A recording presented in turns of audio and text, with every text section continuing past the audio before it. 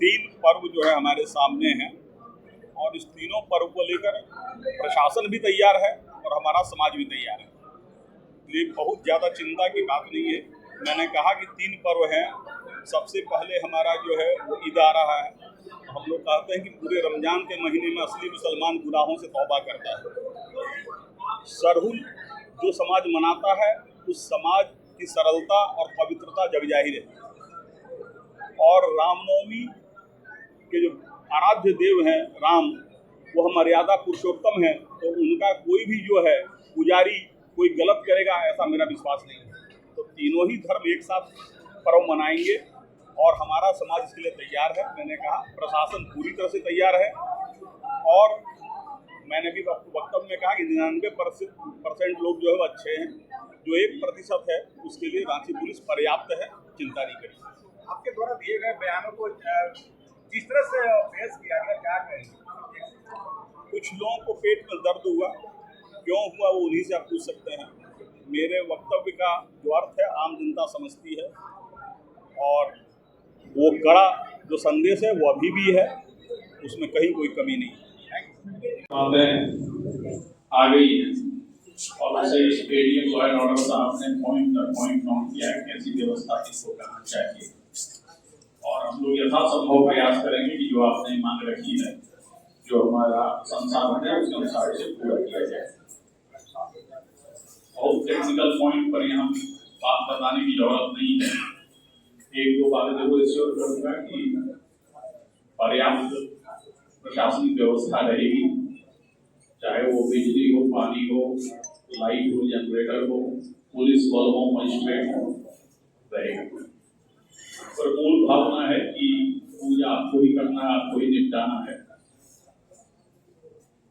पहली बात तो मैं कहूँगा कि थोड़ा हल्के मूड में कि हम लोग जो यहाँ ऊपर बैठे हैं, ये मंच लकड़ी का चौकी का बना है, तो जो चौकी पर बैठा है वो चौकीदार है और आप जमीन पर बैठे हैं, आप जमींदार हैं। मालिक आप ही और जमींदार जो हम कह रहे हैं, तो जमीन पर भी आप जो सामने हैं वो शांति समिति के लोग हैं, अखाड़ा समिति के हैं, पूजा समिति के, और हमारे थाना प्रभारी वीडियो हैं। फील्ड में आप ही लोग को संभालना है। तो आपसे जरूर मेरा करबद्ध आग्रह रहेगा कि हर जगह सतर्क रहें और सारी व्यवस्था को सुचारू रूप से चलाएं ताकि हमारा पर्व अच्छे से मने। तीन पर्व हैं, ईद है, फिर सरहुल है और फिर रामनवमी। बहुत लोग से विधि व्यवस्था के लिए चुनौती मांगते हैं। मैं मानता हूं कि ये पवित्र संयोग है कि तीन पावन पर्व एक साथ है। इसे हम समस्या या चिंता या चुनौती के रूप में नहीं लें, एक सौभाग्य के रूप में लें।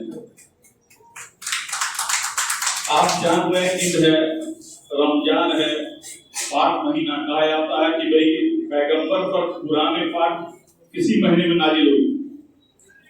लोग जंगे बदर को याद करते हैं। लोग कहते हैं रमजान के महीने में जो असली मुसलमान है वो गुनाहों से बचता है, तो इससे ज्यादा पवित्र महीना मुसलमान के लिए नहीं होता है। सरहुल की बात करें तो सरहुल उल्लास, प्रकृति, नृत्य, संगीत का पर्व है और जो समाज सरहुल से सबसे ज्यादा जुड़ा है, उतना सरल और उतना पवित्र हृदय समाज शायद ही कहीं दुनिया में होता है। तो आप उनसे भी कोई चिंता की बात नहीं है। तीसरी रामनवमी। रामनवमी किसके लिए लोग मनाते हैं? किस भगवान के लिए? राम के लिए। और अगर आप सनातन समाज के लिए कहें तो आप जानिए कि जीवन की इस आपाधापी में अगर मन किसी गंतव्य को खोजता है तो वो राम है। आप हमारे यहाँ शब्द अगर देखिएगा तो क्या क्या शब्द है? आराम, विश्राम, ग्राम, अभिराम, सब में राम है। जहां आपको आराम लगे वहां राम मिले। और हमारे जो जीवन का हर चीज है, अगर आप देखिएगा कोई हमारा जो वोकैबुलरी है, अगर कोई चिंता हो तो हाय राम,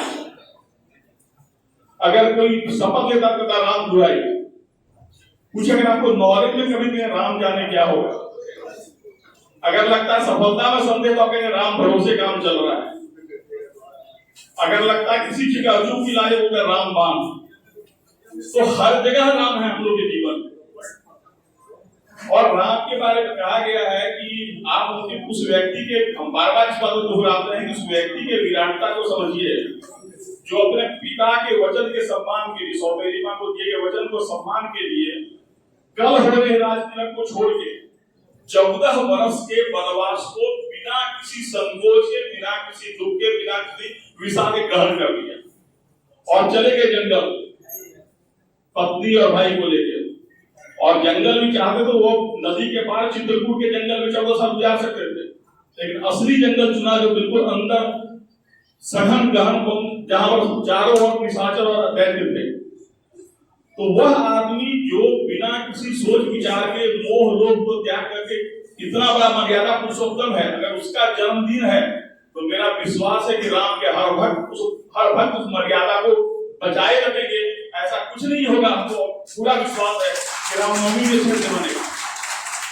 इसलिए कहीं कोई चिंता की बात नहीं है। कहीं कहीं थोड़ी बातें आ जाती है, लेकिन हम बताएंगे एक इस देश की ये खूबसूरती है कि अजानों से सुबह होती है यहाँ आरती से शाम।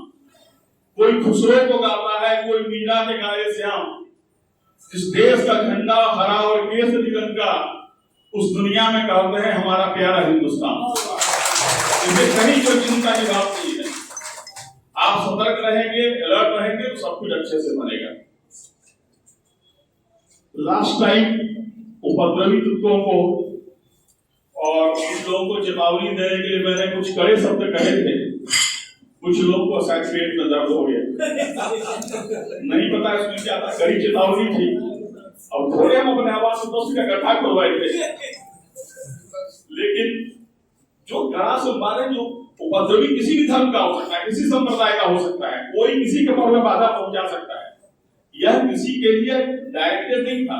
मेरा कहना है जो बदमाशी करेगा, चाहे वो किसी धर्म का हो, उसके लिए बात कही गई। लेकिन कई बार अपना बात अलग अलग अर्थ से निकाल लेते हैं लोग। तो एक इसमें भी कुछ पंक्तियां हैं कि कहो तो चिंता करो कि हाय क्यों कह दिया, न कहो तो पूछेगा प्रशासन चुप क्यों है, कुछ लिखो तो कहेंगे कई मतलब निकल सकते हैं, न लिखो तो डर है कि कोई गलत इबारत को लिख जाए, डरो तो कहेंगे कि डर की बात क्या है, और न डरो तो कहेंगे डरता ही नहीं है। तो जिनको हर बात में अर्थ का अंदर से निकालना है उसकी चिंता नहीं करनी। हम आप जानते हैं हमारे बोलने का असर क्या था, आम जनता जानती है और असली मतलब भी जानती है। लेकिन लाख लोग कुछ कहे, जो 99% लोग हैं हमारे वो बहुत अच्छे हैं, किसी से कोई चिंता नहीं है। 1% के लिए चेतावनी हमेशा है। जो बदमाशी करना चाहेंगे उसको चेतावनी देने से प्रशासन छूटेगा नहीं। एक बड़ा फेमस शेर है कि आंधियां जोर दिखाए तो क्या होता है, गुल खिलाने का हुनर बादे शबा जानती है। इसी शेर पर 2-4 लाइन हम लिखे कि उजले कपड़ों में रहो या नकाबों में छिपो, तुमको हर रूप में हमारी नजर पहचानती है। तुम गड्ढे में छिपो या किसी नेता के घर में, हम तुम्हें ढूंढ निकालेंगे, सबका पता पुलिस जानती है। ये कोई निश्चिंत न रहे, बदमाशी करेगा तो इलाज होगा, ये मेरा बार बार कहना है। धन्यवाद।